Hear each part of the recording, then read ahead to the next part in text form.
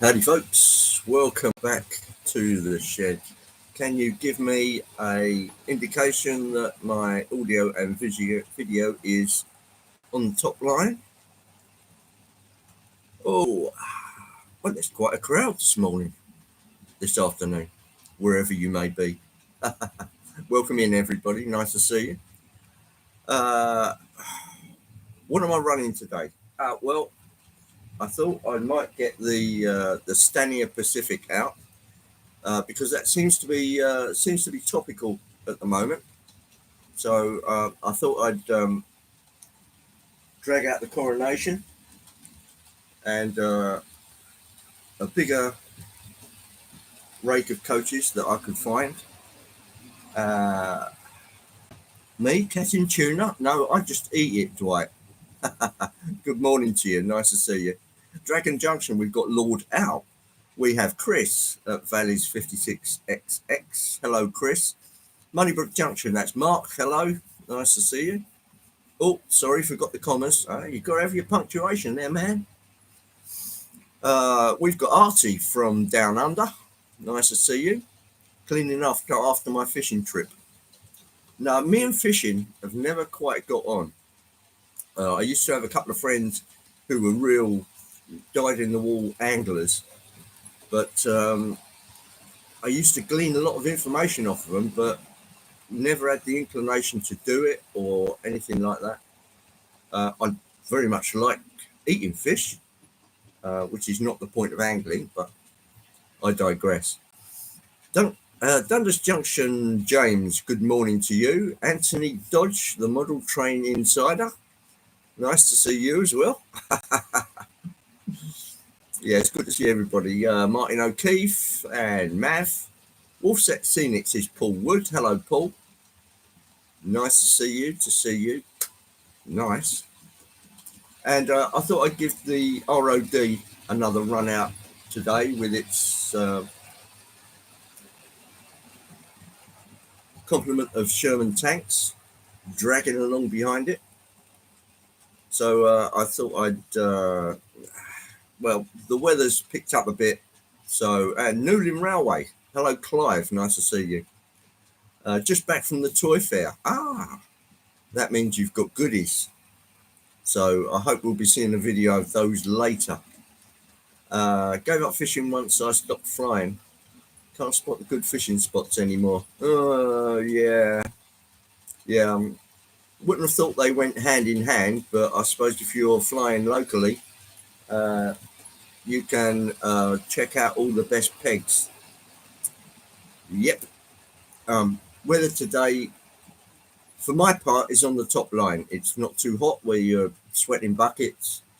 Not too cold. There's not much breeze around, so the temperature is generally up. Although it is a bit overcast, it's all sort of white clouds, and yeah, it's all looking good. Deep Run Railroad, Mike. Hello, Mike. Nice to see you.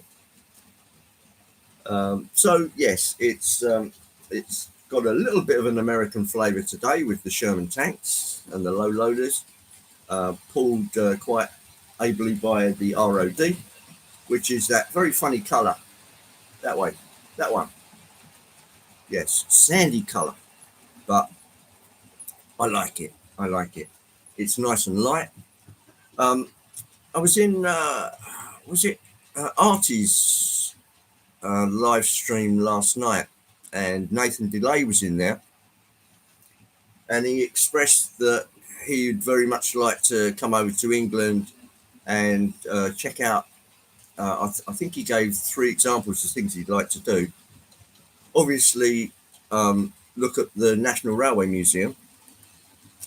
Let's face it, it is the biggest one in the country. There's 2 parts to the National Railway Museum. You've got the big museum at York, which they're refurbishing at the moment, and you also got Locomotion, which is at Shildon, which is up in County Durham, I think, right up country. And those are the 2 bits where the biggest concentration of ex-rolling stock heritage engines is. And not only national engines, but you've also got the bullet train, and there's a big Chinese engine as well. lots and lots of hardware. And I was thinking about it, and I thought, well, you know, how many heritage railways are there of standard gauge? Well, you've got, let's just see, you've got the Severn Valley Railway. There's the North Yorkshire Railway. You've got the South Devon Railway. You've got Didcot, and the list goes on and on. And I was sitting there for some time thinking, yeah, just how many is there? And there must be, I'd say 30 or 40 heritage railways running, Llangollen. And it took a little bit of mental gymnastics, but just on the ones that I've been on, there's one at Man Gaps, which is out in Colchester. You've got the East Kent Railway. Where else have you got? Help me, guys. Great Central Railway up at Leicester. I'm not sure if there's anything at Quainton Road these days, but yeah, I would say it ranges between the Watercress line. You know, we've come up to about 10 lines now, and literally in a minute. Yorkshire, North Yorkshire Moors Railway, Severn Valley Railway and Horse-Shay, and thinking about it, there's probably, I'd say between Keighley and Worth, 20 to 30 heritage railways, which are actually running full size, you know, in varying lengths, anything up to like 10, 20 miles. North Norfolk Railway, yes.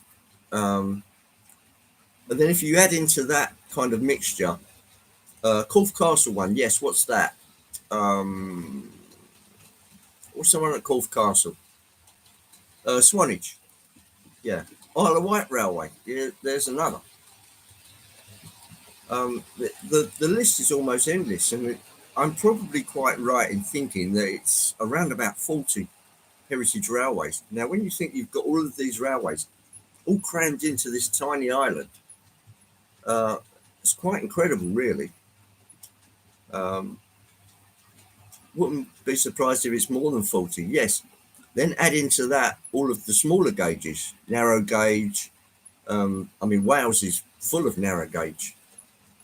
And then there's the other oddities as well, like the little bits of rail that they've got at Locomotion, where they drag out the Locomotion number 1 occasionally, and you'll have that and the Rocket running up and down. And then on top of that, you've got the Bodmin and Wenford Railway. It's another one in Cornwall, and just it's staggering the amount of heritage lines that we've actually got, and the fact that they're all crammed into this tiny island. Another topic that did come up was that our railways seem to be chaotic, and I think that was just in the manner in which they were built, from nothing. And then, of course, you have to take the lowest part of the relief of the countryside. Beamish also has a lot of locomotives, yes, indeed, yeah. That's more of a steam museum because they've got lots of traction engines, things like that. Welsh Highland Railway, I'm not sure if that's probably narrow gauge. One at Brecon, yeah. It's absolutely staggering. So if and when Nathan Delay either watches this as a video or pops in whenever, yes, there's a staggering amount of live steam in the UK. Made all the more difficult because it's difficult to get hold of the coal, or decent coal, I should say. All that stuff goes up the West Coast Main Line. Yes, let us not neglect the fact that those heritage locomotives that can still that are equipped to run on the main line do. So you'll have, say, Sir Nigel Gresley, a lot of the Bullied Pacifics, Black Fives, and they make up rates of coaches and have specials. I know they're quite expensive, but it's great for the enthusiasts to get out to your local station and see Sir Nigel Gresley come thundering through at 70 miles an hour. That's what makes live steaming in Europe easier. Most are Reco 52s that practically run on anything remotely resembling coal, yeah. So you can get the worst sort of lignite that you can possibly get, shove it in, it will burn. It's not quite the same with our locomotives. They've only got a certain size of grey area because of the loading gauge.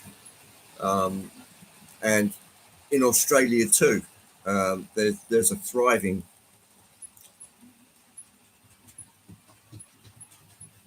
what would you call it, heritage railway scene. Plus the fact that they've got one of the big Bayer Garretts that's still working. There's can't think of it now that used to. I know Artie was trying to nail down an 060, which is obviously of a British design derivative, and it would be Artie was going to give me some more information. I mean, the whole country's full of 060s, but if you can nail that down, what it exactly is, you should be able to find a facsimile in this country, even like a sister locomotive. That's the one that started it all, MAV. Old Bala Lake, yeah. Was it the Festiniog Railway? Oh, the Talyllyn Railway. It started all of the heritage railway scene in this country, which was around about 1967, 68, something like that. Thermal Museum gets funding from the government, state and federal, so it jolly well should. If they want the people to remember the history, you've got to present the history in a useful manner. And then, the history then gets absorbed. Mentioned it on your show last week. Yeah, okay. So, right, what have we got? We've got the LMS coronation. Let's get you a closer view of that. I mean, I've just got it tickling around at the moment, but we can give it a little more zest.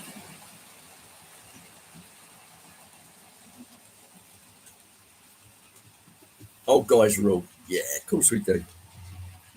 Let me look for it.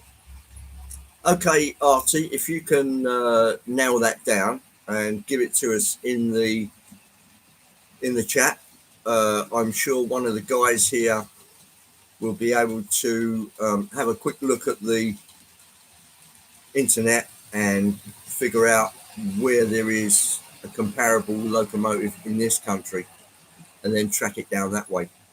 Randall Ellison. Good to see you, Randall. A man that does work the railway. Quite hard. Randall has to do some exceptionally long days, taking the crews around here, there and everywhere. Yeah, good to see you, Randall. Welcome in, man. Nice to see you putting your feet up for once. GWR Buckley Junction, that's Sean. Hello, Sean. Nice to see you. I'm just about to drag the camera down onto the track so we can get a good look at this coronation class coming past. Went to Springfield yesterday. Oh, okay. Is that Springfield? That's not Illinois, is it? Or Springfield, Missouri? I don't know. You'll have to tell us, Randall. How's all? Yeah, not bad, Sean. Thanks. At least the weather's here. Right, here we go. Let's go on a little trip, man. Right. just about here should be able to capture all of the action. Oh, there goes the LROD.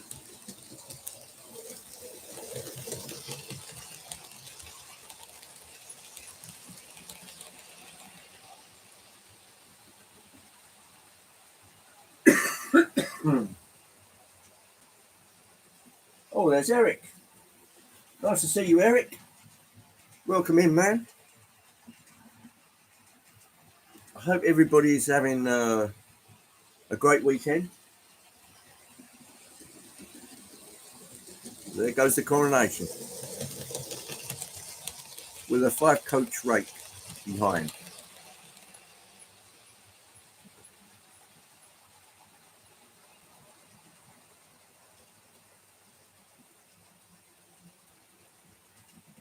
One of the problems that I've had to deal with really is that I've always lived on the East Coast main line and made it very difficult to get into London Midlands and Scottish stock. Obviously, with something like the coronation, it was unique. The Duchess was a fantastic engine created by Stanier.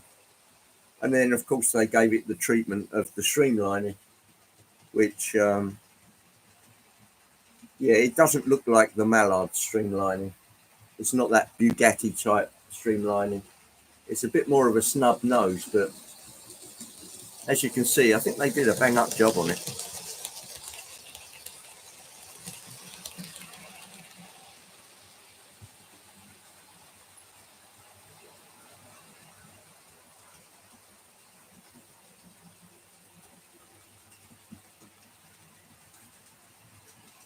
Yes, military train, pulled strangely enough by a military engine, which was the ROD. This one's the ROD 5322, as you can see on the tender, with some Lomax and Sherman tanks.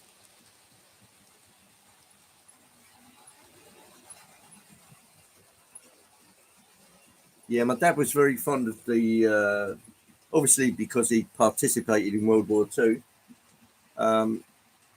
He very much liked the military side of railway hardware.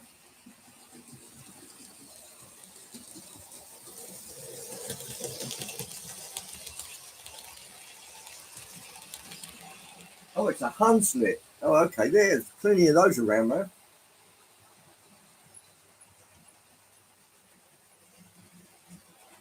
Yeah, Eric, the tanks are made by Oxford Rail. In fact, I think the whole Lomac is made by Oxford Rail, and the tank comes with it. But the tank is actually die cast. I'm not sure what these are actually made out of. That's difficult to. I'm not sure if they're plastic or die cast, but definitely the tanks are die cast because they're really heavy.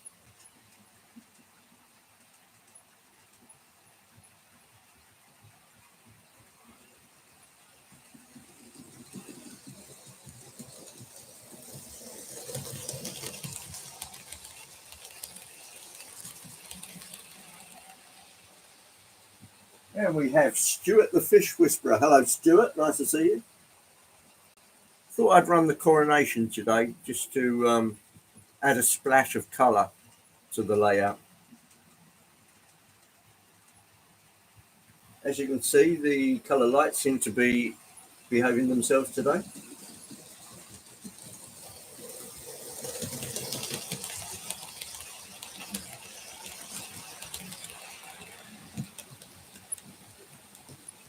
Now,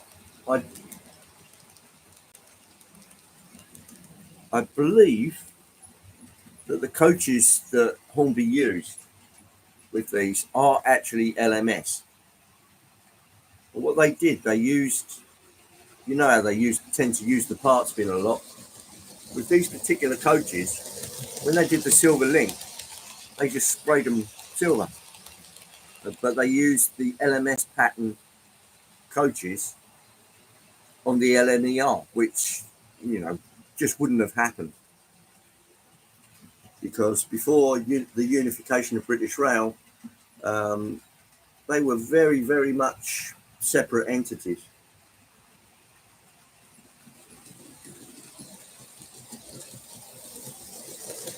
More cable trunking, should say.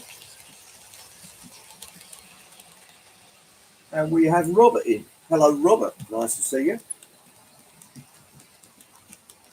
Welcome in. We are at trackside today. ROD train pulling some Sherman tanks. And in the other direction, on the other main line, the Coronation. Number 6220. London, Midlands and Scottish. The Coronation Scot. Carl Stevens, good morning to you, Carl. I hope this weekend finds you well.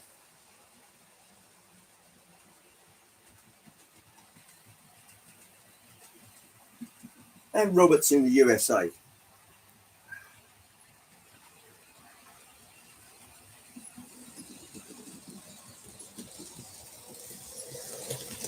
Well, Robert, lots of participants in the chat are from the USA. You've got Anthony Dodge, and there's Kyle. Also on the North American continent is James from Canada. Sometimes we have Trackside Mike will drop in. We've got Dwight Curley. Dwight's from Illinois.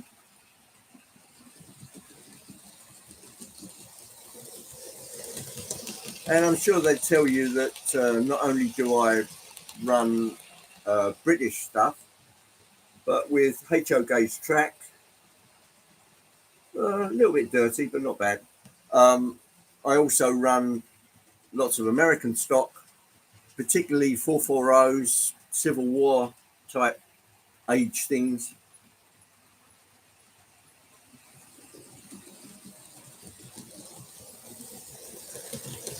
Also in the stockpile, we've got a Challenger and a big boy.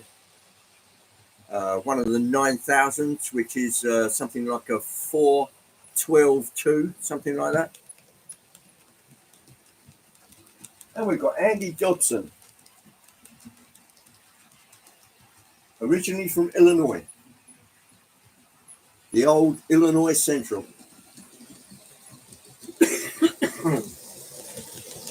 Forgive the slightly croaky voice, just trying to get over this severe cold that I've had. It gave me all kinds of the chills, going hot and cold, and then on top of that, it went literally straight to my chest. So it's been very difficult to move it all.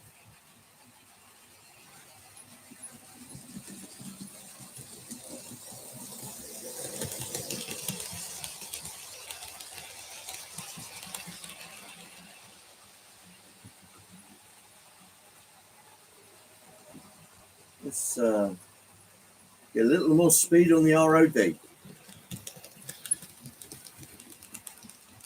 This ROD is a Great Western Railway Mogul class of engine, made by a company called Dapol in the UK. Obviously it's made in China, but designed in the UK.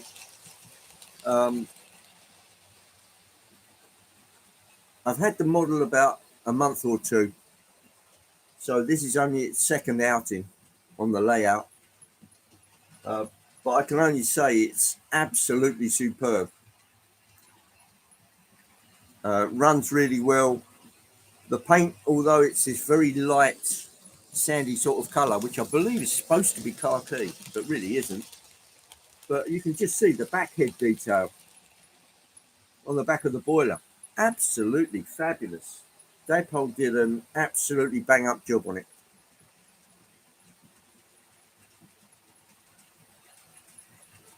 Oh, Trackside Mike has crossed the border into the US. That could mean trouble. Keep it on the tracks.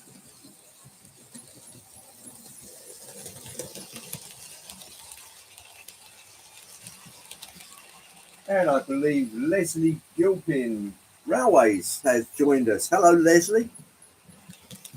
I hope the weekend has been a pleasure for you. Nice and relaxing, bit of video editing for our pleasure.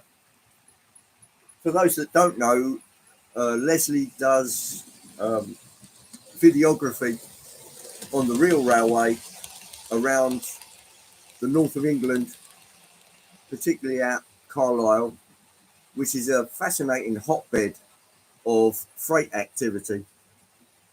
And Leslie's got the happy knack of capturing the Class 70 belching smoke, which is fantastic to watch. So if you haven't tuned into Leslie and his videos, I would strongly urge you to subscribe to his channel and enjoy it. That's really all you have to do. Just sit down and everything unfolds in front of you.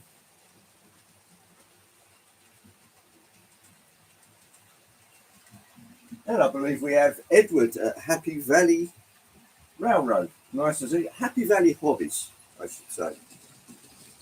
Well, Edward has the coronation made by Hornby.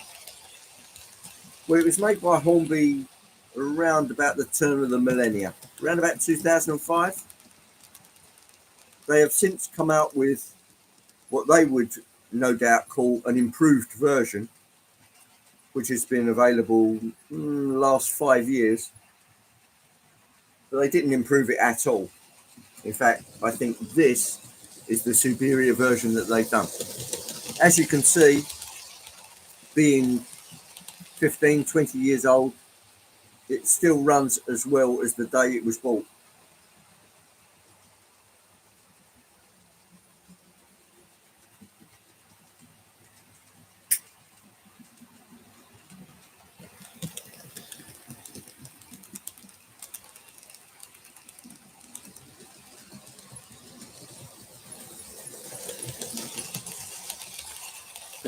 Yeah, that thought did occur to me, Matt.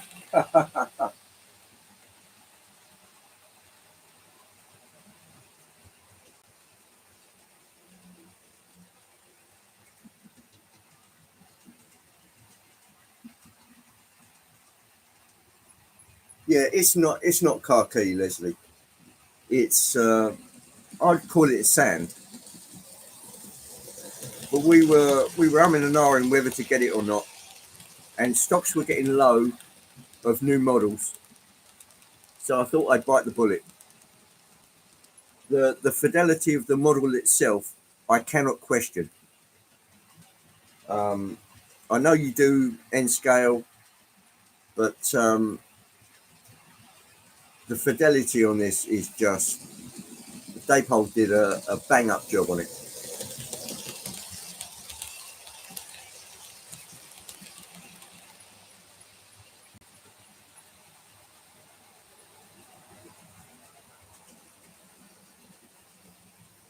Right, I'll just give you a brief tour of the layout for those that haven't seen it.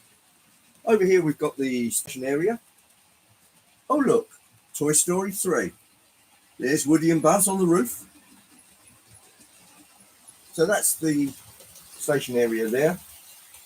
Over the back there you've got the Titfield Thunderbolt, which the UK guys would know about.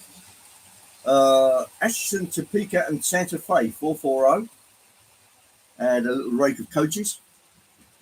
Moving to the direction you have been looking, there is the Network Rail Yard.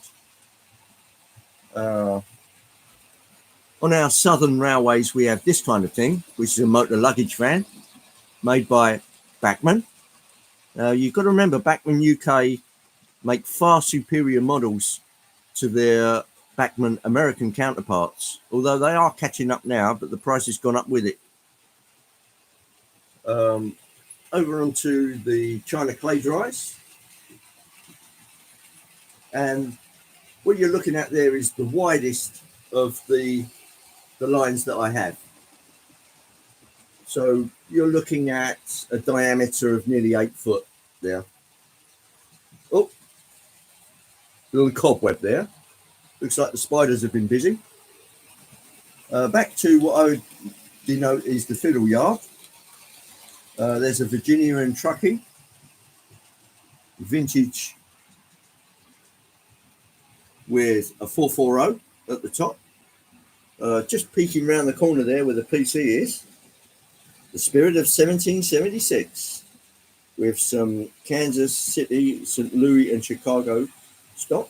And there's also some Sierra Overton cars that I've been working on, which are roundhouse. Let's see if I can get you closer to the action around the other side. Forgive the vomit cam. Let's place you over by the tracks here. A little further back, maybe. And perhaps a little closer.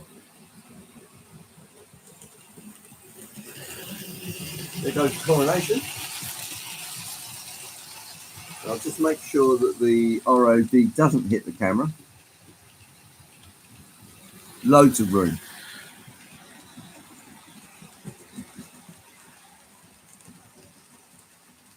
Yeah, Titfield Thunderbolt versus the Hooterville Cannonball.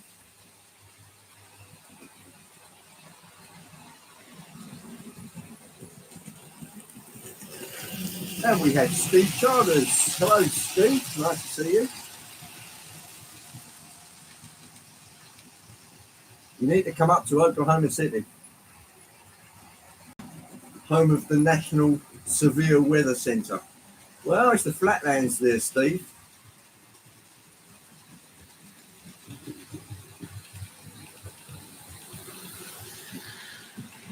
I was always under the popular misconception that it was Kansas that got most of the heavy weather. Now I'm not so sure. It looks like Oklahoma gets its fair share as well. I'm sure you'd put us right if that is correct, Steve.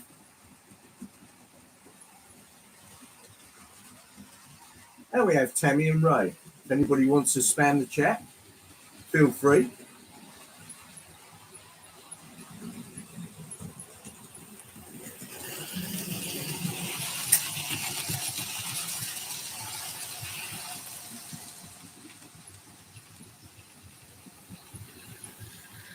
Tammy, cooking breakfast, one of the most important meals of the day. Done with care and love, I would imagine.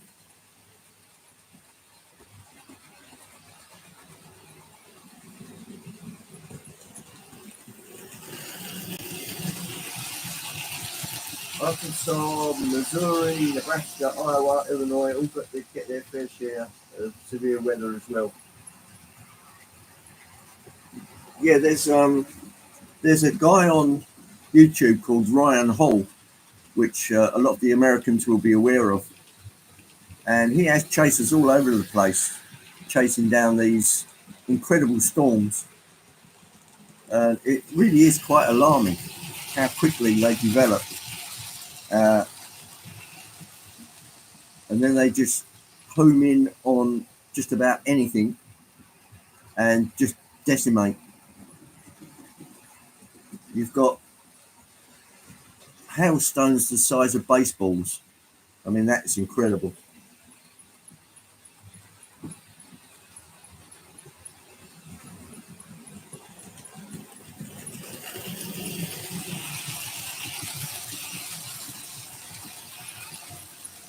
And there's Dave Swindon Junction. How's the golf coming along, Dave?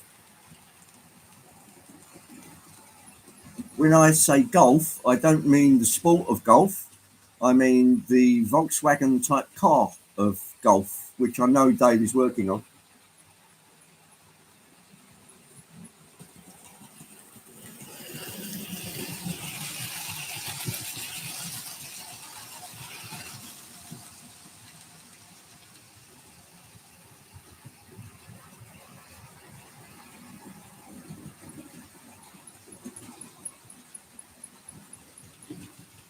Yeah, I know everybody maligns YouTube, but there is no way I'd ever see anything like Ryan Hall from this side of the pond anyway.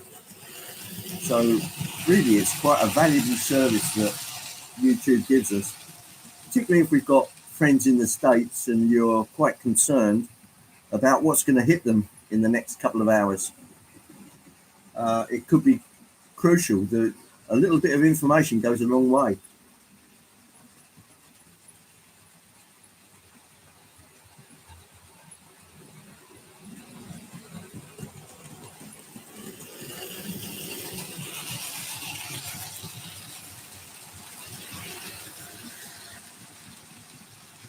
Slow but it's running. Okay, that's good.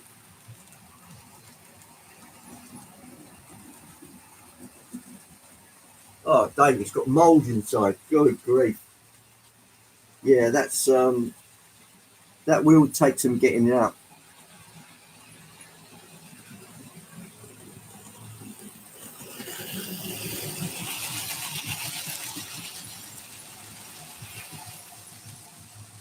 It's like Sean's after some spare 00 gauge items. Yeah, I know you're experimenting, Sean.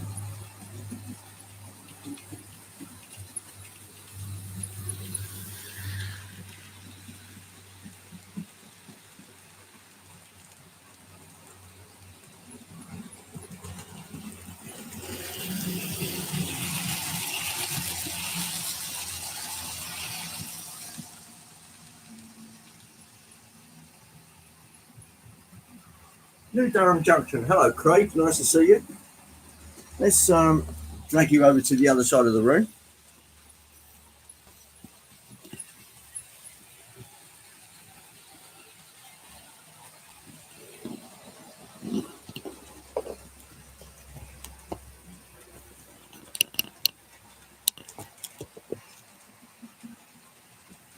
There we go. That should give a fair look at the ROD when it comes around. Here comes the coronation.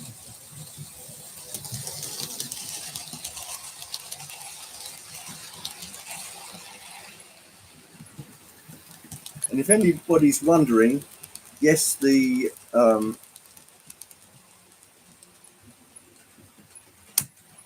lights do work.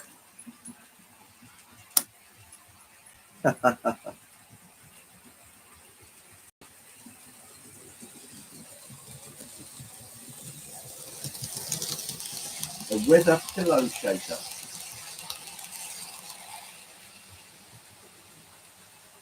Yeah, that's a good idea to wrench you out of your slumber if there's a storm coming. Sounds like a great idea, actually. Although, as long as you're not deaf, I would imagine some kind of siren in the house would be just as good.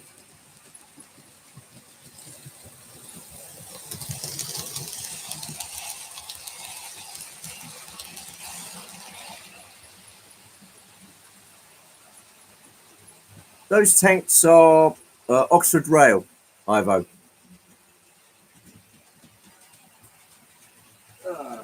Let's just have a look. Comes in a box like this.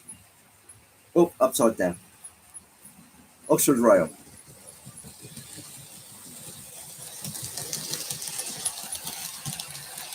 It does have a code on it. I'll just pop that in front of there and you should be able to see that properly.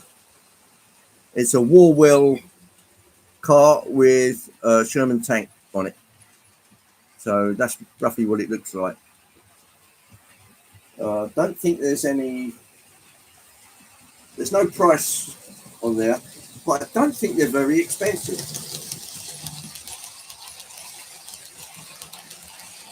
I think there's something in the region of about 40 to 50 pounds, something like that, which is not bad considering you get the Warwell and the Sherman tank with it.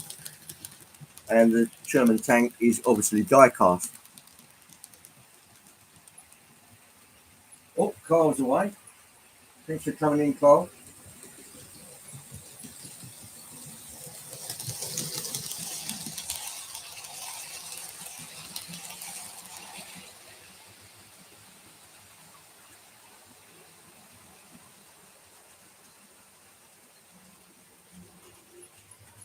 Yeah, I'd say they were pretty good value, Tim. They're good detail. The colouring looks fairly good.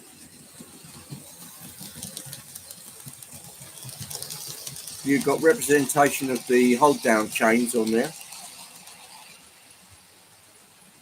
and the tanks themselves are pretty good quality. Plus, they're really quite heavy. Lonsville Railways, nice to see you. Just thought I'd run the coronation today, as it was quite topical in the last couple of days.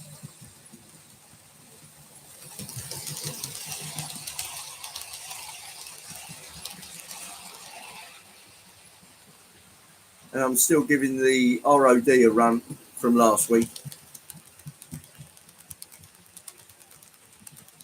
The more miles it gets under its belt, it seems the smoother it gets.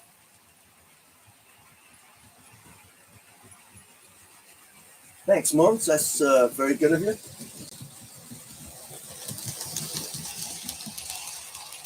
And there's Ben. Hello, Ben. Nice to see you. How's sunny Wales this afternoon?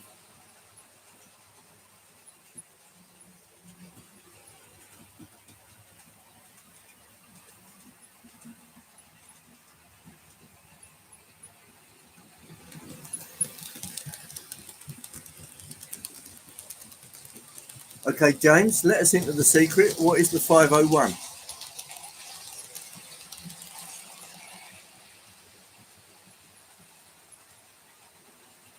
Okay, Leslie, thanks for coming in.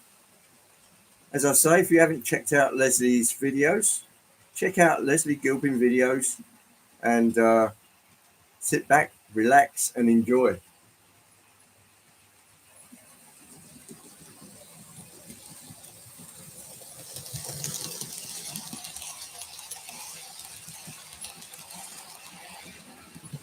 Ah, it's a Hudson TH&B.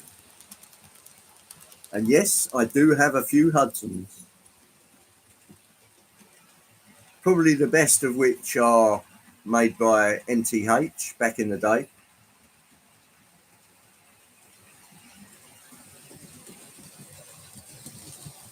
Very, very expensive if you try and get hold of one now. You're looking at somewhere in the region of $700 upwards. I mean, they weren't cheap when they came out, but obviously because NTH stopped producing and the tooling went to scale trains, which they've sat on for a while.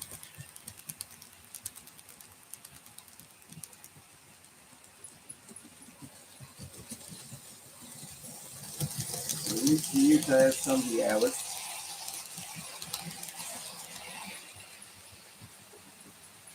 Scott Rouse has got a decoder upgrade video. Huh? At least UK has Sunday hours, not in Germany. Well, the Germans are sticklers for punctuality.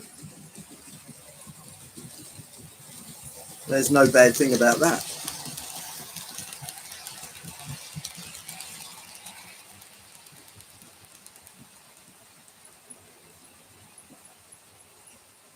Oh, James, was that the 5-minute video where all of the guys are piled up at the station and this huge train comes past?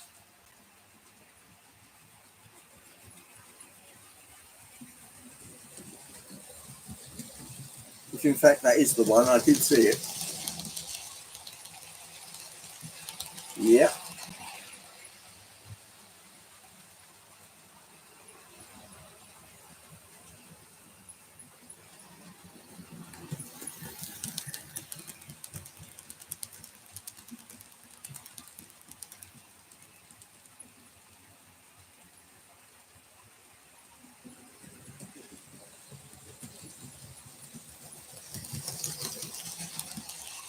Yeah, I'll stop that on the way round and I'll show you one of the tanks.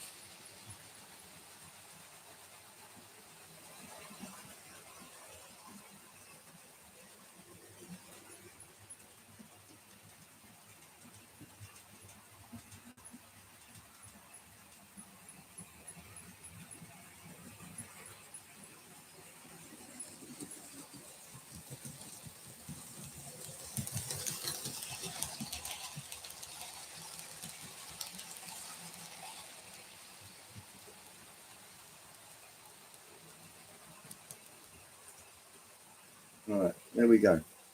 Right, the tanks Oh, I'd always pick the one that's stuck on there. Just lucky, I guess. Let's try this one.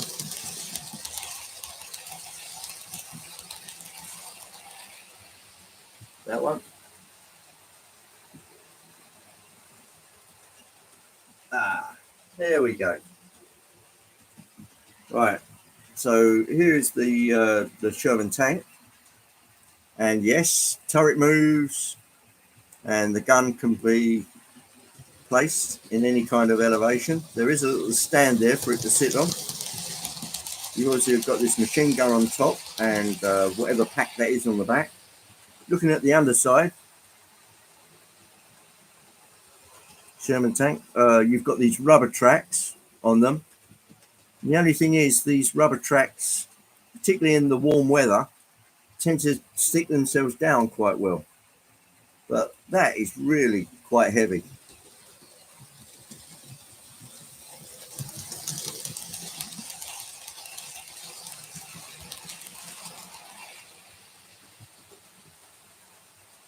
And there it is.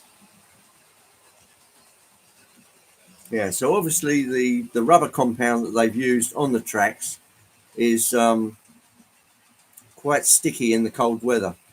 So there's no chance of this falling off because it seems to actually stick itself well down onto the wall well.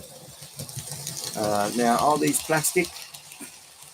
Tell you what, let's just grab one. Da, da, da, da. There we go.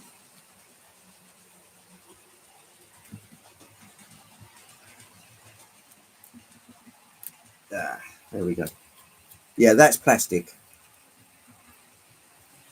And obviously the tank is die cast.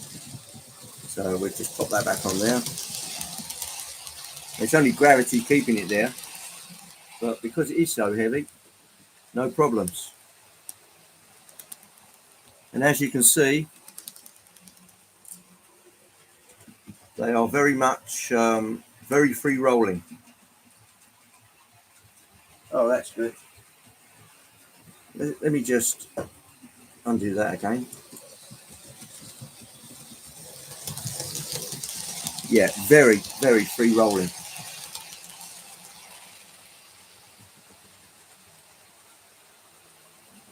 There we go.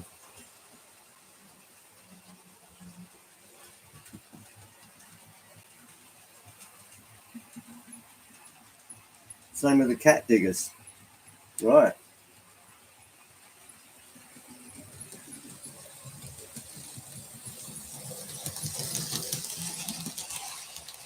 I'll just make sure that they are actually back on the track.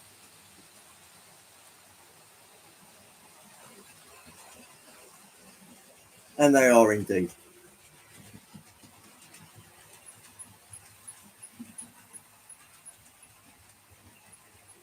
Obviously, because everything's flat, not really that much chance of a derailment, unless, of course, there's a little bit of livestock that gets in overnight, perhaps a spider or something. But then again, it's usually brushed aside.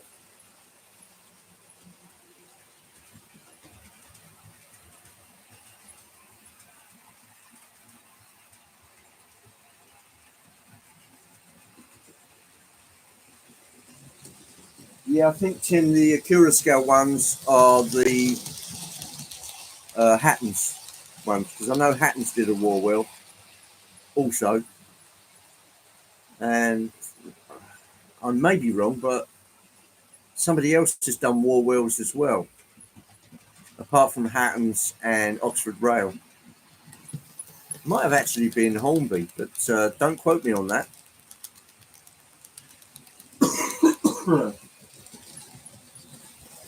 Yeah, they took over the tooling, yeah. And I believe it's Rails of Sheffield, which have been selling them on.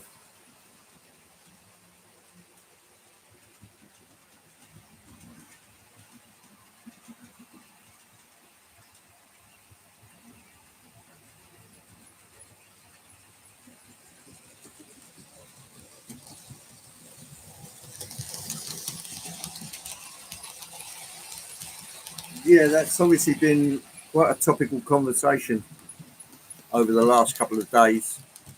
Um, People's preferences for various kinds of DCC chips.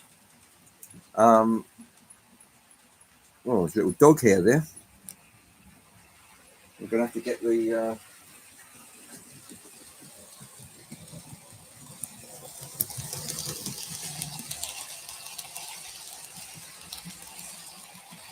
I don't really have an axe to grind there. Obviously, the most freely available is ESU, and I have no problem with their chips. Um, they seem to have good sound, the ones that have got sound, and also the motor control is very, very good. Same can be said of Zimo, although they're not quite as popular here. And obviously, it's only those guys that really do American stock that would even know about soundtracks. But again, very, very good. Well, James has got to get going. Okay, thanks for coming in, James. It's nice to see you. I'll be watching your show, which is tomorrow, I believe.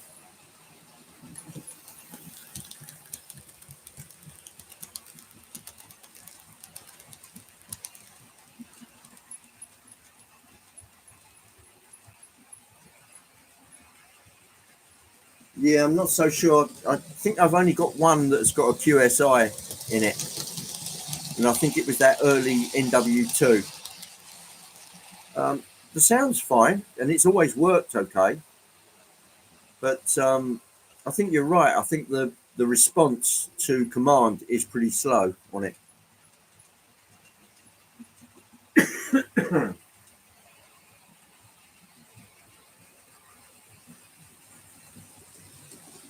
Yeah, RTS, as things get busier and busier, you're just going to have to cut the railway some slack and deal with the problems as they come up. Um, you won't get any complaints from us. We'll just watch what you do decide to put out there. I mean, if it's nothing, mate, and you've it's got to be all hands to the pump, so be it. You've got to get your life sorted.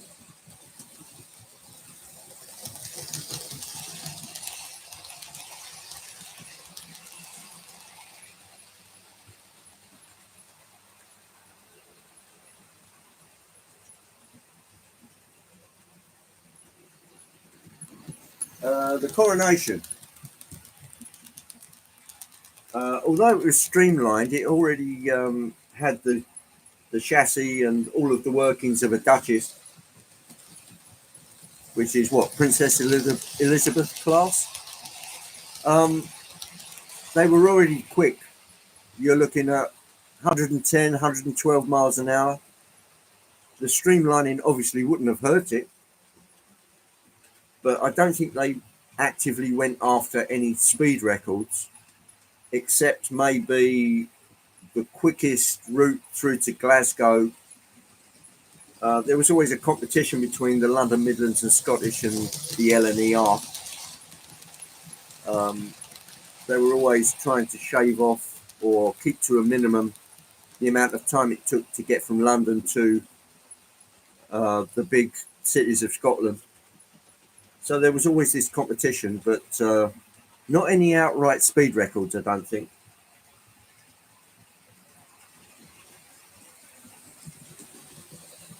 But with a similar configuration to the LNER A4, obviously both streamlined, both very capable locomotives.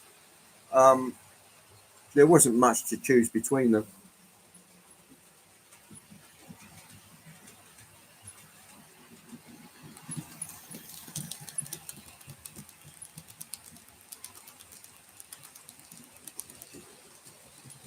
Yeah, I think the actual class of locomotive was down as the Princess Elizabeth class.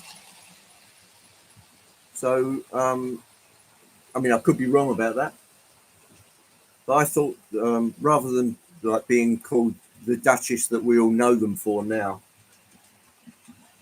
I believe it was it the Princess Elizabeth class? However, that's what it looks like. And as you can see, at least on my railway, still running extremely well.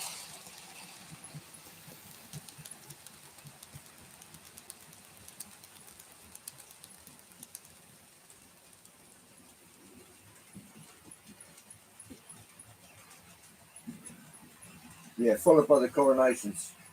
Princess coronation. Mm.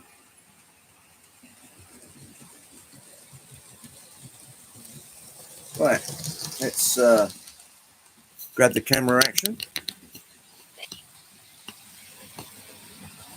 Put you back on there. Whoa, there we go. Ooh, we're back again. Right, let's just adjust said camera. Right, all that's left for me to say is thanks everybody for coming in. And oh, we've got our RGJ trains. Hello there, Rob and Grace. Thanks everybody for coming in and making my weekend. Just made it. Ah, well, never mind. There's always the replay. Yes, lots and lots of excellent live streams and videos out there. You can literally fill your boots all day long looking at incredible content. Great to see everybody in the chat, and it's nice that we've actually got some decent weather for a change. And thanks everybody for coming in. Like Monsieur says, everybody stay safe. Tea, then shed. Oh, sounds good. Yeah, I'm going to trot off and grab a little bite to eat. And it was a pleasure having everybody's company. And I will catch up with you in the streams. And if not, next weekend for another thrilling installment. So everybody be good. And I'll catch up with you all soon. So, auf Wiedersehen, tschüss, and happy trains, everybody. Take care.